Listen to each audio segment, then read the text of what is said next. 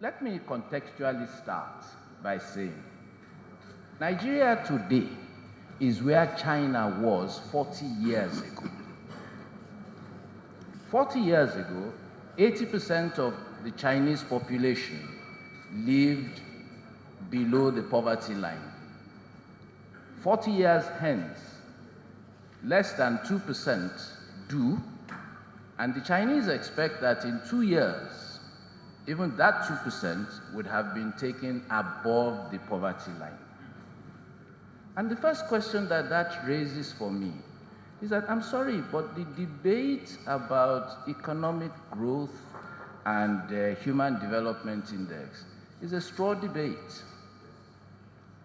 Economic thinking has moved long away from there. The notion of inclusive growth helps us to bridge the gap between these two.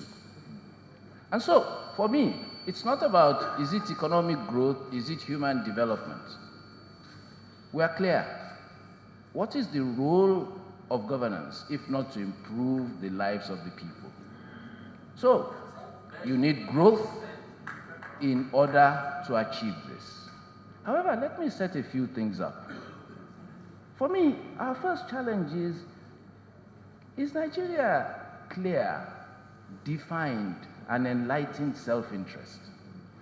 If the Chinese say in 2 years, even the 2% that remain would have been moved above the line of poverty, what is our own target?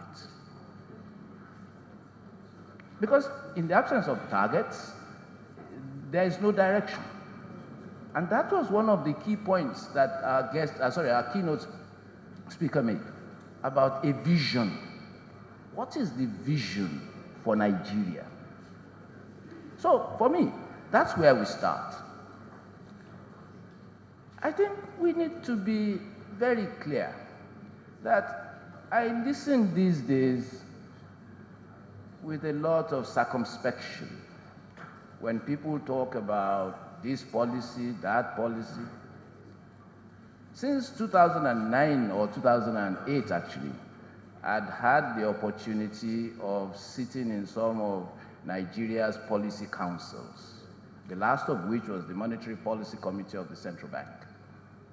And a question that continues to agitate my mind is that we make the assumption that policymakers know and can solve the problem. Number one, we don't have a target, or at least our defined enlightened self-interest. Sometimes I hear people say, Nigeria is oil rich. And I laugh. I say, please, let's look at two countries. 200 million Nigerians, Abi. 2 million barrels of crude oil per day. Each one of you here, on average, is entitled to 4 barrels of crude oil a year. At $50, each one of you here is entitled to $200. Some of you have already taken more than your own share, but let's leave that.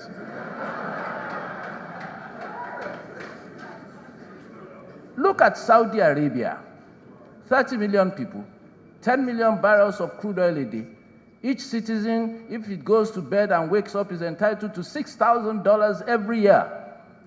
And you say we are oil rich. We are oil dependent without understanding the unsustainability of our dependence. Whether we like it or not, we shouldn't assume that those in policy councils, whether local government, state, federal, don't always assume they know the problem. If they do, don't assume they know the solution. If they know the problem and know the solution, don't assume they have the wherewithal to deal with it. So they know the problem, they know the solution, they have the wherewithal. What makes you think that their personal interests allow these solutions to come forward? Now, let us understand that if we are going to develop, I didn't say grow. We must grow. If Nigeria does not very quickly attain to double-digit growth and ensure that that double-digit growth continues for at least a decade, the social consequences are best imagined. And let us be also very clear. When I said it's a straw fight, development or growth, what is it that says that private capital should not be deployed in a capital-deficient country?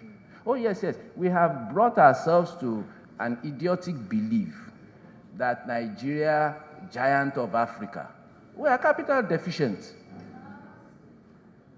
The government cannot do it, even if it wishes to. So they know, so they want to, they haven't got the wherewithal. Therefore, in my view, governance should be guided by the following. The role of the government must be to ensure that the people of this country can see opportunity, take advantage of it in a secure environment. If that's going to happen, I'm not about whether it's private sector that produces education or it's the public sector. Let them produce high-quality education that makes our people globally competitive. I'm not about it is the government that does rail. Sorry, we are so capital deficient that the little money we have, we are spending wrongly. Imagine if we had legislation which protects private investment, if we had regulation and policy that encourage private investment, give them security, don't you think private money will build rail? Might that not then free the government, instead of burdening itself with debt, to spend whatever it has on building the social side of our society?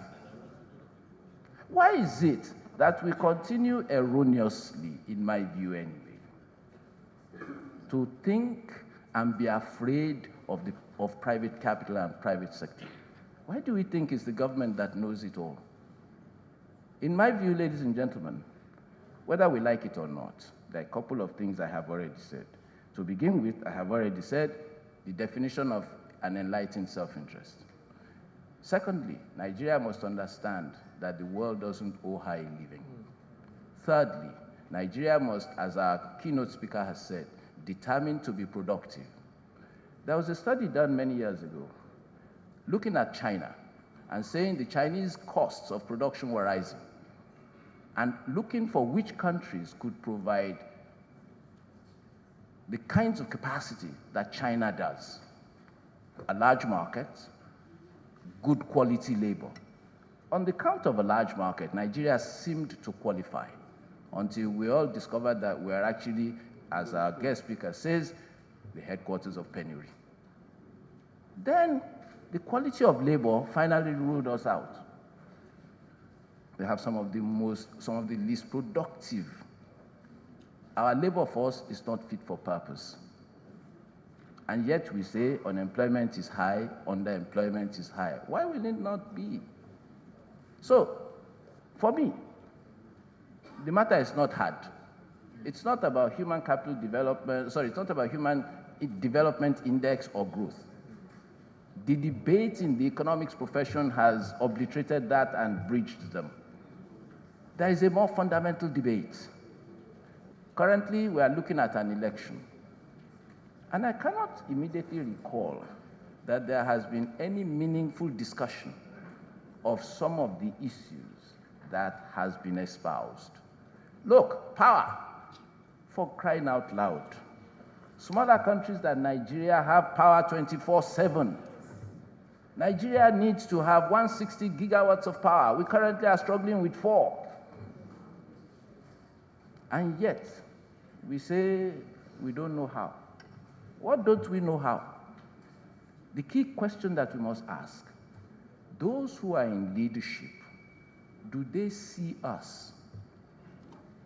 Do they understand what we feel? Can their empathy, do they then have the capacity to turn their understanding, perhaps empathy, perhaps sympathy, into meaningful action that empowers us as a people? If we cannot ask and answer those questions, no matter how fast we grow, we are not going to develop.